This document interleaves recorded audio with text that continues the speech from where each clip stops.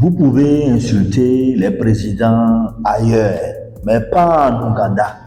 Oui, oui, je dis bien. On peut insulter les présidents, les chefs d'État dans d'autres pays, mais pas en Ouganda. 6 ans de prison pour avoir insulté le président sur TikTok. Le président ougandais Yoweri Museveni. La famille, tous les détails concernant cette affaire-ci, là, c'est dans cette vidéo, la famille. Prenez place confortablement. Let's go. Ouganda, 6 ans de prison pour avoir insulté le président sur TikTok. Ouais, la famille. Donc, juste, la personne, elle a ouvert son TikTok et la personne a insulté le président ougandais. Et comme conséquence, il y a 6 ans de prison, la famille. Maintenant, on va se dire, mais il y a quoi? Qu'est-ce qui s'est passé? Mais quelle insulte au juste? Pas 1 an, pas 2 ans, pas 6 ans. Les détails. Un TikToker ougandais a été condamné mercredi à 6 ans de prison, notamment pour diffusion d'informations trompeuses et malveillantes après avoir insulté sur les réseaux sociaux le président Yoweri Museveni et sa famille. Ouais, un peu. Il n'a pas seulement insulté le président, mais il a insulté le président et sa famille, la famille. Donc, on l'a emprisonné pour diffusion d'informations trompeuses et malveillantes. On dit, Edouard Aweba, c'est son nom ça, 24 ans, était notamment poursuivi pour discours de haine, diffusion d'informations trompeuses ou malveillantes. Ah, apparemment, c'est comme s'il n'est pas sa première, ou il y a encore d'autres chefs d'accusation. Sinon, son nom, c'est Edouard Aweba. Donc, il a seulement 24 ans. Vous voyez un peu, non? Donc, à part faire de diffusion d'informations trompeuses, là, donc, il est encore poursuivi pour discours de haine. Il plaidait coupable. Voilà, lors du jugement, donc, il a plaidé coupable. Donc, il reconnaît vraiment ses actes. Selon l'accusation, entre février et mars, Edouard Aweba a prononcé sur TikTok des propos vulgaires à l'encontre du chef de l'État. Ouais. Donc, l'affaire là, c'est récemment, hein, c'est juste en juin 2024. Donc, ça s'est passé. Ouais, un peu non. Donc, il a prononcé des propos vulgaires.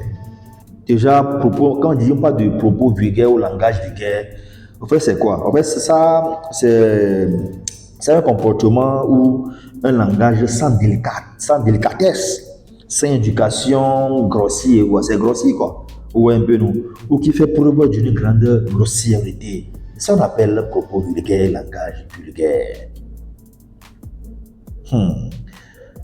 Et ça, de son fils Mouzi Kouenangourgaba, mais les noms là, c'est puissant. Hein?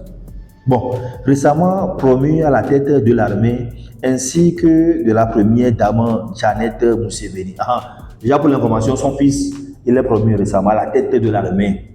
La famille, son fils quoi, il est promu à la tête de l'armée. Ça m'a rappelé un peu le cas du Tchad, non? Tchad aussi, non, Idriss Déby. Comme si de son vivant, il a promu son fils, l'actuel président tchadien, à la tête de l'armée. Souvent, généralement, c'est comme ça se passe. C'est leur stratégie. Quand ils sont au pouvoir, ils placent. Ça veut dire que c'est là-bas, là, c'est là-bas, quand ça chauffe, là, c'est là-bas. Donc, la personne en question, il n'a pas juste insulté le président. Donc, la famille. Il y a son fils et sa femme. Edouard Aweba demande grâce, mais il ne semble avoir aucun remords pour ses actes, a déclaré la magistrate Stella Maris Awabilisi lors de la lecture du jugement au tribunal d'Entebbe. Mais reconnaissons que vraiment les noms ougandais là, c'est difficile à prononcer. Franchement, les noms, même le nom du président, ses enfants, le nom de la magistrate. Bon, en tout cas.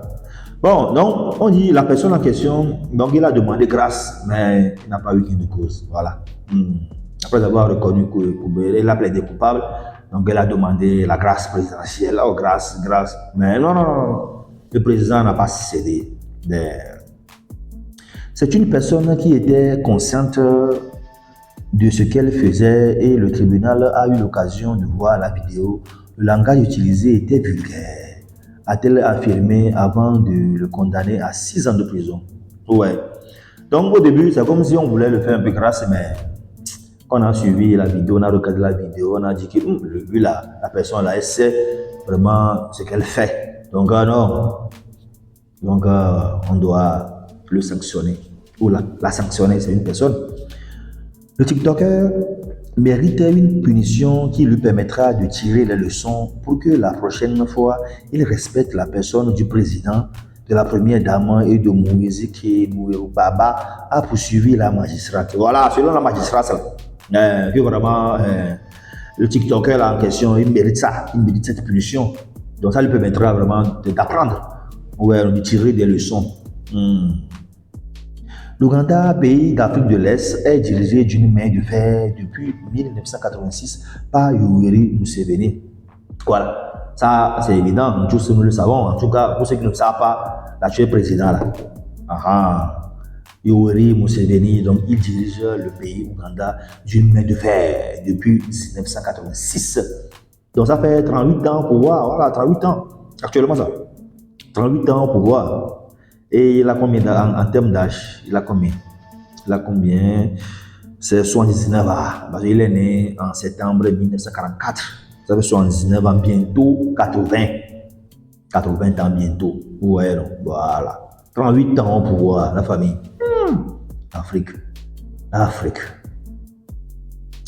En 2022, le célèbre écrivain ougandais Kwanza Rukiza. Bon, on oublie le nom et on va avancer. Donc, c'est un célèbre écrivain a fui en Allemagne en affirmant avoir été torturé en détention pour avoir insulté monsieur ou messieurs Museveni et Kainerugaba qu'il a qualifié de bébé despote. Bon, déjà, le TikToker, il n'est pas le seul ou la seule personne à être condamné pour propos vulgaires. Donc en 2022, il y avait aussi le cas d'un écrivain ougandais. Donc lui ici, donc c'est ça non. Donc ben, lui il a fui. Lui il a fui en Allemagne. Donc il avait insulté dans le temps 2022 le président actuel, M. Museveni, et son fils, M. Kainerugaba. L'activiste et écrivaine Stella Nwanzi, qui s'est également exilée en Allemagne en 2022, a été emprisonnée en 2019 après avoir publié un poème critiquant le président Museveni. Donc il y a aussi la dame là. Donc finalement, elle a été emprisonnée et après elle a fui en 2022. Elle s'est exilée. Donc bref, en Ouganda, on ne blague pas. Voilà. Si peut-être en Côte d'Ivoire, au Bénin, au Togo, on blague là. En Ouganda, on n'insulte pas le président. Voilà. Mais ma question, pourquoi les gens arrivent à insulter le président? Bon, un président qui dit comme ça trop, bon, mais quand même, c'est pas bon d'insulter quand même. Sinon, c'est pas en France, et en France, tous nous voyons comment on insulte par exemple Emmanuel Macron, le président français. Là-bas, la démocratie est forte. Mais en Afrique, là, avant d'insulter le président, là, vous réfléchissez 1000 fois. La famille, TikTok, là, c'est bien, mais actuellement, ce n'est pas tout qu'on dit maintenant sur TikTok, hein. C'est régulé, on suivait ça. Et bien, j'attends vos réactions dans les commentaires.